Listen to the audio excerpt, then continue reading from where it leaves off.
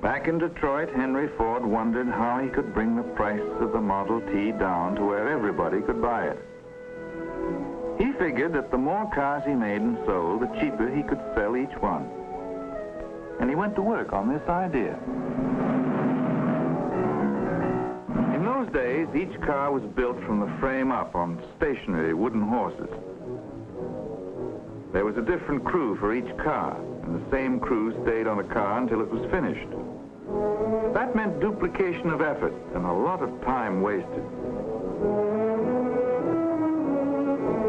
So they tried moving the men from car to car.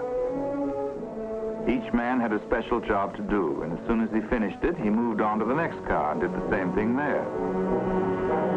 That was better, but it still took 12.5 hours to assemble each Model T.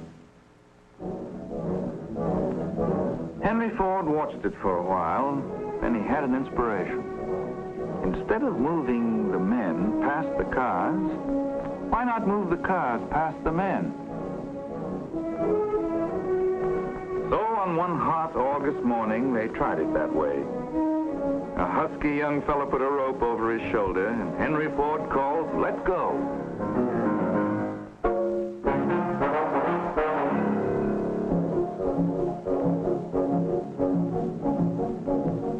And at that very moment, as the workmen began to fasten the parts onto the slowly moving car, the assembly line was born, a technique that was to revolutionize mass production all over the world.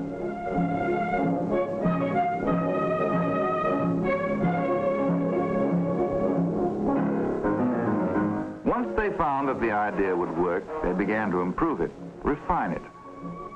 They rolled the chassis down a single line of track, pushing it from crew to crew. And the more expert they became at this new method, the faster the cars came off the assembly line, and the price of the Model T began to drop.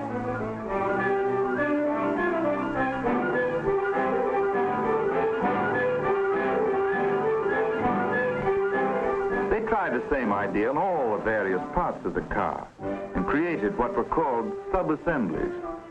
Each man on the line became a specialist. He did one thing, and he did it perfectly, then passed the work along to the next man. Minute by minute, production was winning the battle against wasted time and wasted effort. Parts were fed to the workmen by gravity slides so they wouldn't have to stop and wait for new parts. Then they put the parts on moving conveyor belts.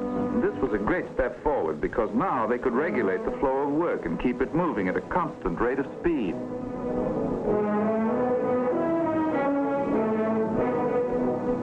And the conveyor belts grew longer and more complex as they moved the work from place to place in the huge shops. They became fantastic masterpieces of planning and engineering. But the battle against wasted time and wasted effort was being won.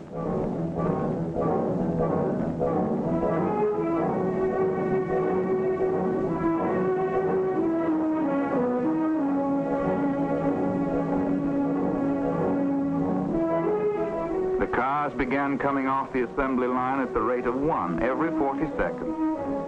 And what Henry Ford had foreseen happened.